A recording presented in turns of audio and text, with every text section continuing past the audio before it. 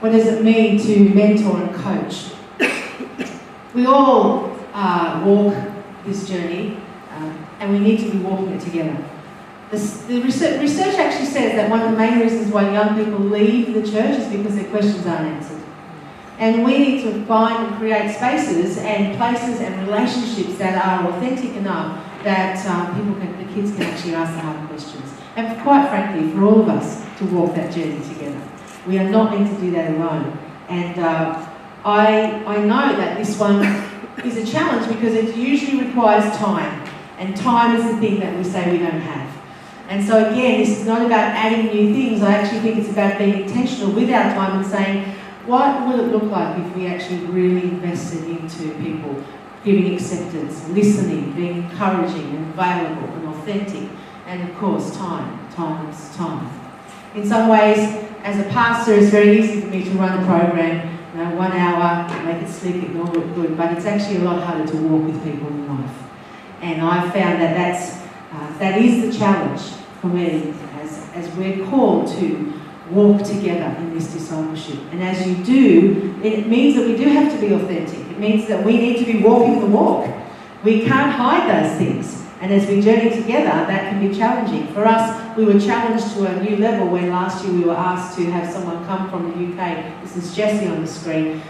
From, as I said, the UK, and she was going to live with us for, was supposed to be 6 months, ended up being 10 months.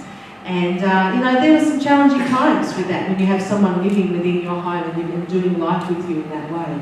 But we are in this generational faith community who talk about doing life together, and so the best way to do that is to just come and be a part of who we are. And she did. I haven't got time to tell you about the transformation in her life and what she's doing right now, which is blowing me away as I watch what God is doing as she's transforming her. But I got sent a podcast a couple of months ago from her pastor in the UK, and he said, you need to listen to this. Jessie preached in church for the first time, and your name gets mentioned a few times. I'm thinking, oh my gosh. Because you know what, the hard thing is you do life with people, you don't ever really think that you're making, sometimes you think that we're really making a difference, and you don't know when or where or how. Anyway, it was really interesting to hear from her perspective. She started to talk about her journey, and she said that at one point, Tammy sat her down and said, and asked her a question. And her response was, I don't know. And my response back, apparently, and I don't remember saying this, was, well, that's not good enough. And unless you can give me a better answer, I'm not sure if we can go any further. I looked at my daughter and said, I would never say that. And she said, yes, you would. And I'm thinking, I don't remember saying that, which is really scary because we don't remember the things that we do or say. And she said, at first I was angry, and secondly, when I thought about it, I realised she was right. And that was the changing point upon where I started to take God seriously. Now, it's challenging to walk with people, and you never know when God's going to use you and what it's going to be. But if we're authentic and we give time, then mentoring and coaching is what we're called to do as we walk along. Sometimes it's long term, sometimes it can be short term. My husband takes out young boys in the mornings before school. He says, well, let's have breakfast together. And so they have breakfast and then they go off to school. And again, he said, I'm not really sure if I'm making a difference, but I'm happy to give them time. My son got a text from one of his mates. He sent it to my son, not directly today, but he says this, and I'm going to read it from his words, and remember this is a 17-year-old boy texting.